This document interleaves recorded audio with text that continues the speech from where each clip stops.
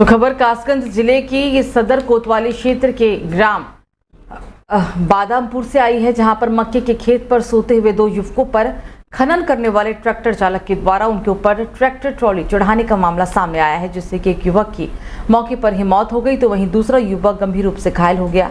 खनन करने वालों के रास्ते के पास मक्के के खेत पर इस घटना को अंजाम दिया गया है और इस घटना के बाद ट्रैक्टर ट्रॉली को छोड़कर चालक वहीं फरार हो गया। मृतक के ममेरे भाई ने कहा है कि अवैध खनन करने वाले ट्रैक्टर चालक के द्वारा इस घटना को अंजाम दिया गया। राम बहादुरपुर की मौत हो गई है और उसमें युवक घायल है। हालांकि घटना करने के उपरांत ट्रैक्टर को छोड़कर वहीं पर चालक फरार हो गया था। घटना की सूचना गांव के तमाम लोगों को दी गई, जिसके बाद पुलिस मौके पर पहुंची और पुलिस ने शव को कब्जे में लेते हुए पोस्टमार्टम के लिए भेज दिया। वहीं घायल युवक को अस्पताल में इलाज के लिए भर्ती करवाया है। घटना ये ऊटी के मक्का रोड पे पड़ी हुई थी और हम लोग लेटे हुए थे, तो उधर से वो ट्रैक्टर लेके आया और उसमें मिट्टी भरी हुई थी। तो हमने उससे कहा अरे कहते हैं हौले ट्रैक्टर चला, मिट्टी अरे धूल उड़ रही है। तो उसने रोक के कहा अरे कहते हैं जाति सूचक गालियाँ दी और धमकाया कि इनको बाद में लौट के आते हैं, उसके बाद इनको मैं देखूँगा। तो उत्तर प्रदेश के मिर्जापुर में एक ग्राम प्रधान ने मनरेगा योजना में हो रहे भ्रष्टाचार का विरोध करने पर पंचायत मित्र की ही हत्या करवा दी है। हत्या को लेकर किसी को शक ना हो, इसको लेकर मौत की पूरी साजिश कर रोड एक्सीडेंट दिखाने के लिए वाहन से कुचलकर हत्या को अंजाम दिया गया। मामला लालगंज इलाके का है। पंचायत मित्र राजीव कुमार मौर्य की 5 जून को वाहन से कुचलकर हत्या कर दी गई थी। शव को सड़क पर पड़ा छोड़ हत्यारे मौके से फरार हो गए थे। घटना को लेकर परिजनों ने लालगंज थाने में बीजेपी के पूर्व जिलाध्यक्ष बाल दुमणी त्रिपाठी सहित 4 लोगों पर हत्या कर शव को फेंकने का आरोप लगाया था। बीजेपी नेता के नाम एफआईआर दर्ज करने के विरोध में बीजेपी नेताओं ने लालगंज थाने पहुंचकर विरोध प्रदर्शन भी किया था और राजनीतिक तूल पकड़ता देख पुलिस अधीक्षक ने खुलासे के लिए टीम का गठन भी किया और जांच भी सौंप दी। इस घटना का खुलासा करते हुए अपर पुलिस अधीक्षक ने कहा कि मृतक राजीव कुमार मौर्य कोठी में पंचायत मित्र के रूप में कार्यरत थे, जहां राजीव कुमार मौर्य के द्वारा ग्राम प्रधान राम नरेश मौर्य के द्वारा मनरेगा योजना में करवाए जा रहे भ्रष्टाचार का वो विरोध करते थे और जिसको लेकर इससे पहले ग्राम प्रधान राम नरेश और राजीव कुमार मौर्य के बीच वाद विवाद और गाली गलौज और मारपीट भी हो चुकी थी। विरोध के बाद ग्राम सभा से अवैध कमाई ग्राम प्रधान की बंद होने से नाराज होकर ग्राम प्रधान राम नरेश ने अपने साथियों के साथ मिलकर साजिश रचकर सड़क पर गाड़ी से कुचलकर हत्या करवा दी।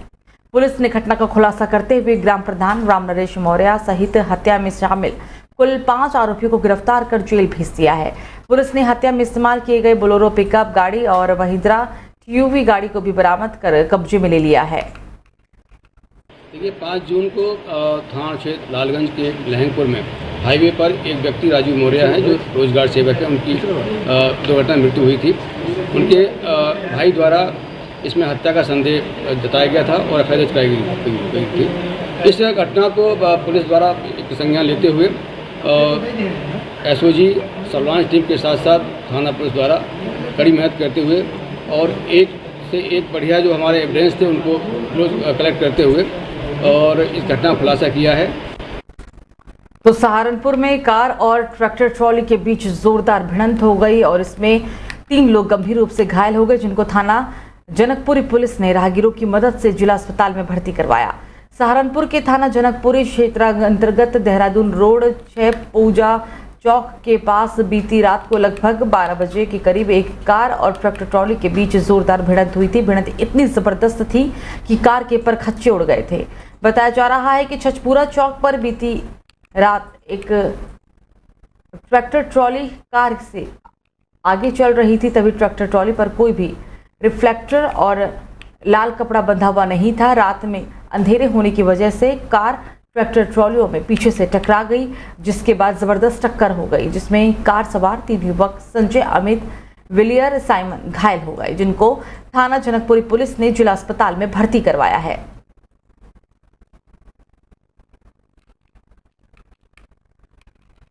चलिए खबरों में आगे बढ़ेंगे। बात अब बदायूं की करेंगे, जहां बदायूं में मुठभेड़ के दौरान एक पुलिसकर्मी को गोली लगी है। पुलिस की जवाबी कार्रवाई में एक बदमाश घायल है। पिछले इस समय हालांकि खुरानी गिरोह के सदस्य ई रिक्शा चोरी की घटनाओं को लगातार अंजाम दिया करते थे और इसी दौरान पुलिस की तरफ से बड़ी कार्रवाई की गई।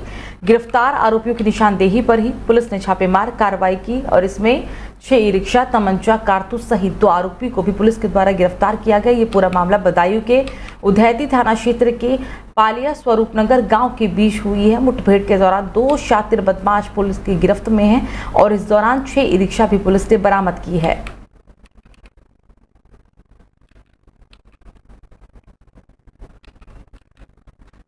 चलिए बात अब नोएडा की करेंगे, जहां पर नोएडा में आग का तांडव देखने को मिला है। सेक्टर 67 के एक निजी कंपनी में भीषण आग लग गई। आग लगने से आसपास के इलाके में हड़कंप मच गया। मौके पर पुलिस पहुंची। सूचना पर दमकल कर्मी भी पहुंच गए और आग बुझाने के प्रयास में लगे रहे।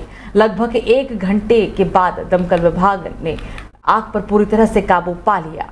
दरअसल आसपास की कंपनियों को इस दौरान खाली कराया गया ताकि जिससे नुकसान और भी कम हो सके। हालांकि इस बीच लाखों का सामान जलकर पूरी तरह से राख हो चुका है।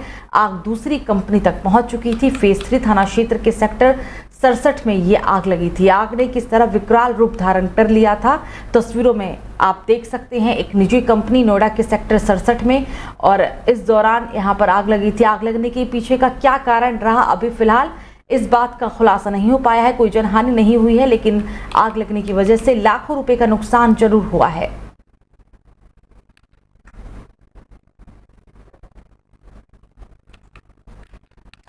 तो वहीं कन्नौज में खतौनी कक्ष में प्राइवेट कर्मी की तैनाती देख मंडल आयुक्त भड़क गए।